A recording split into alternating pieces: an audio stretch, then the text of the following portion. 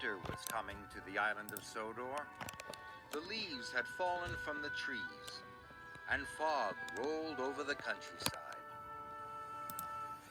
One chilly morning, Sir Topham Hatt came to Tidmouth's sheds. He had a special announcement to make. "A statue is to be put up at Peel Station," he said. "It will celebrate the Sodor Railway."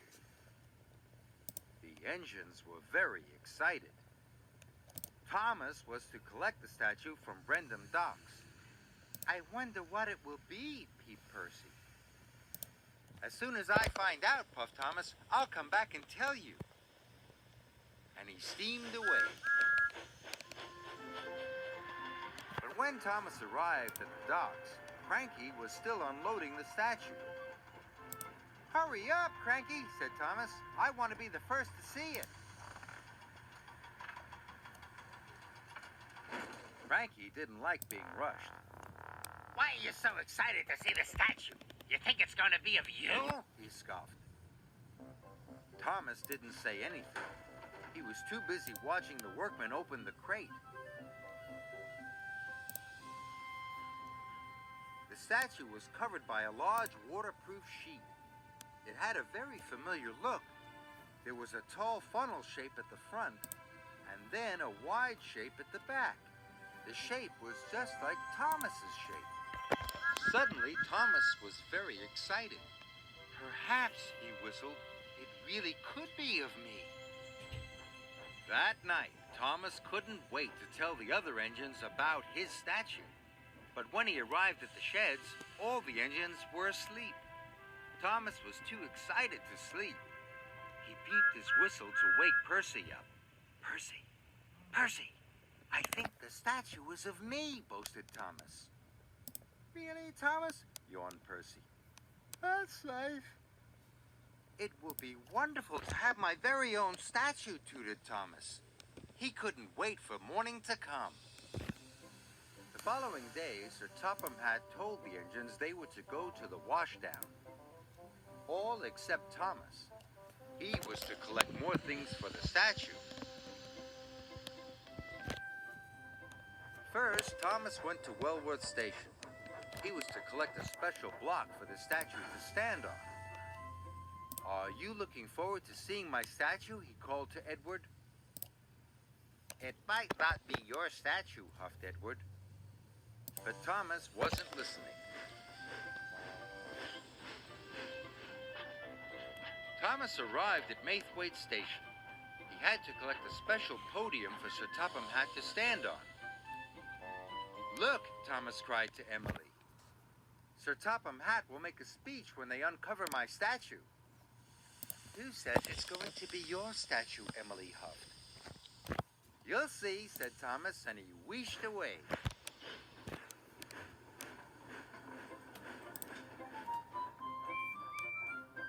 Percy arrived as Thomas's trucks were being unloaded.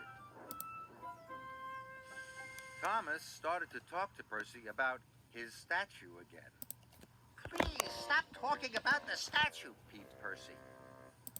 Thomas was surprised.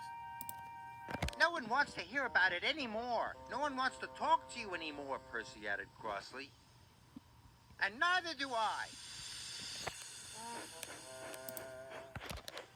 Thomas was left all alone. No one was talking to him. Thomas felt very sad. Thomas steamed toward Tidmouth's sheds.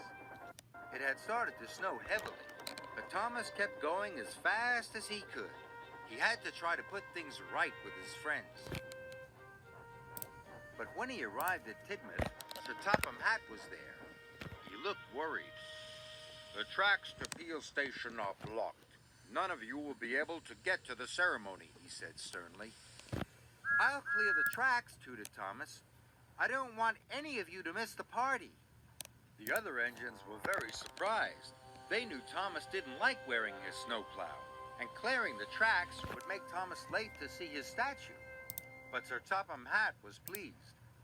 "You must work very hard, Thomas," he boomed. "There's a lot to do." Thomas steamed off. He could not let them down. Thomas felt silly for showing off. No wonder no one was talking to him. There was still a lot of tracks to clear.